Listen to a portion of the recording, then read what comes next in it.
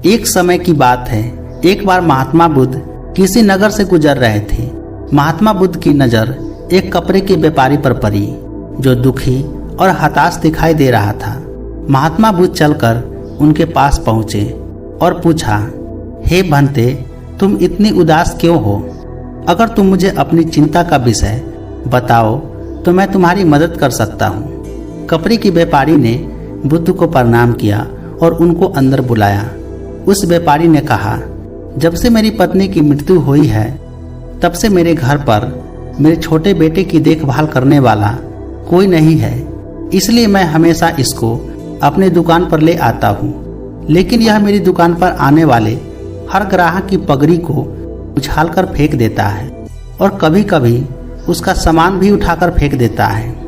मैं इसको बहुत समझाया, डांटा, लेकिन यह नहीं समझता है।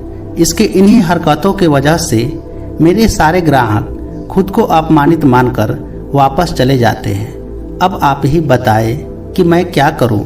महात्मा बुद्ध बोले, मैं तुम्हारी सहायता कर सकता हूं, पर तुम मुझे वचन दो कि मैं जो भी करूंगा तुम उसमें दखल अंदाजी नहीं करोगे, ना ही कोई प्रश्न करोगे। व्यापारी बुद्ध को वचन दे देता है।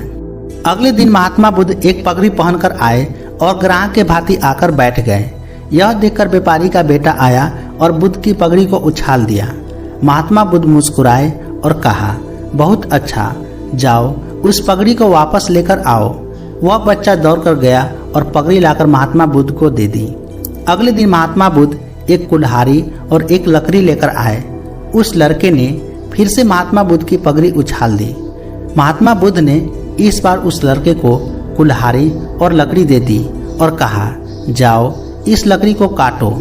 यह देख व्यापारी को थोड़ा सा डर लग रहा था कि कहीं उसके लड़के को चोट न लग जाए, लेकिन उसको अपना वचन याद था।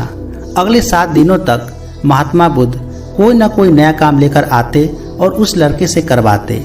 यह करते करते वह लड़का भूल गया कि उसको किसी की पगड़ी उछालनी है या सामान फेंकना है। उस लड़का का मन धीरे धीरे अपने पिताजी के कामों में हाथ बटाने में लग गया। यह सब देख व्यापारी बहुत खुश हुआ और उसने महात्मा बुद्ध को धन्यवाद दिया। तो दोस्तों, महात्मा बुद्ध कहते हैं, अगर हम अपने मन को अपने हिसाब से काम नहीं करवाएंगे तो मन अपने हिसाब से काम करेगा। इसीलिए आप अपने मन को किसी अच्छे काम में लगा दो, जिससे आप में अच्छे आदत का बदलाव आएगी।